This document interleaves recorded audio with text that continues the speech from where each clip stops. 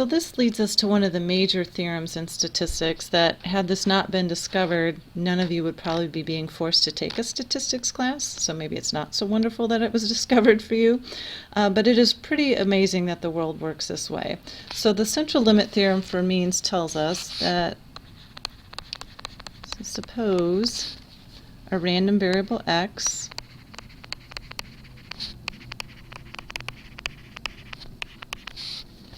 has any distribution.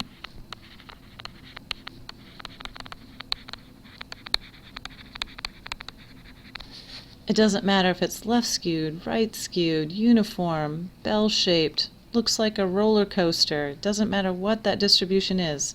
Okay? Suppose a random variable x has any distribution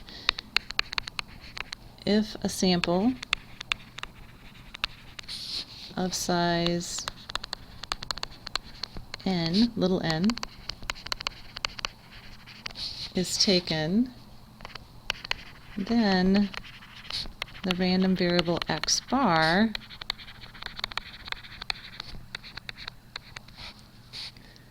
becomes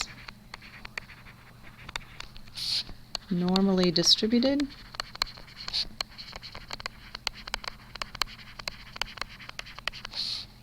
as n increases.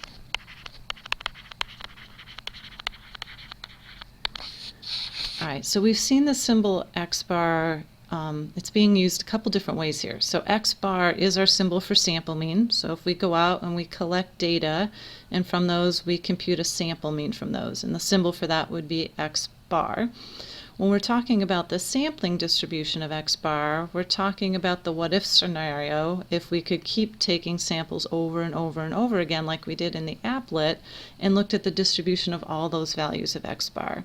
So basically anytime we collect quantitative data and compute an x bar, one value of x bar from that data, we have to keep in mind that that one value of x bar came from a whole family of x bars that were possible, and that whole family of x bars follows a normal distribution. So what this says is that no matter what the distribution of the random variable x looks like, the distribution of the random variable x bar will look normal if n is large enough. Okay, so I'm going to find a highlighter here.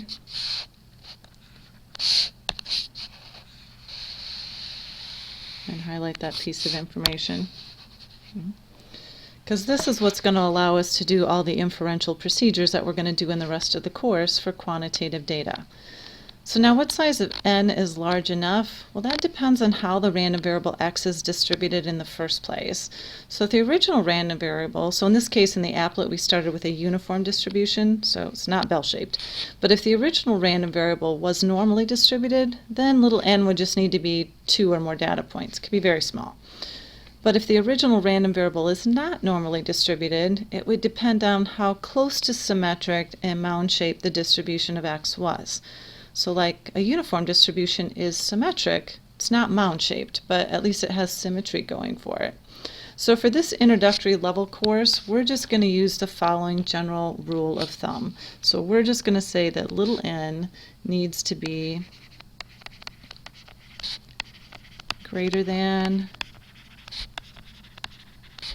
or equal to 30 to use the central limit theorem, which I'm going to just abbreviate with cap C, cap L, cap T. So to use the central limit theorem for means. Now it should also be noted here that it's important for you to know the value of sigma to use the central limit theorem. We're going to see in a later chapter that the distribution of x bar is a slightly different bell-shaped distribution when the value of sigma is unknown. Okay, so in these first few sections we'll be given a value of the population standard deviation.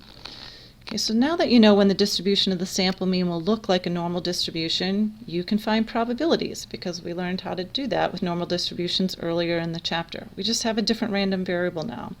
So remember that the mean of the sample means is just the mean of the original population. So mu sub x bar is the same value as mu sub x.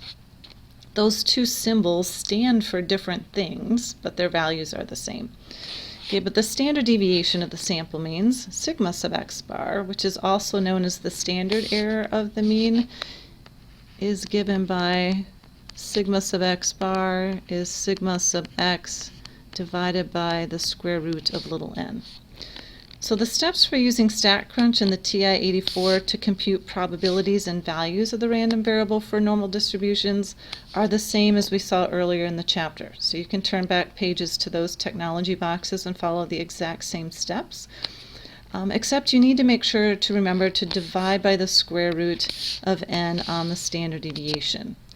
So what we mean by that is if you're using the TI-84 calculator, then the input would be normal CDF, lower, upper, and then mu sub x bar, but that's the same value as mu sub x. And then the last input here, we would need sigma sub x bar, but that's sigma sub x divided by root n. So this is our only change here. That last input, we're going to divide by the square root of n. And you will do that right on the input screen. You're not going to compute the square root of n separately and put some approximation here. And the same with inverse norm. The first input's still going to be the area to the left. And then our mean, so mu sub x bar, same as mu sub x. But then the last input, we need sigma sub x bar, which is sigma sub x over root n. So again, the exact same functions we looked at back in section 6.3 for computing normal probabilities and values of the random variable for normal distributions. Exactly the same, except again we have this divide by root n in that last input.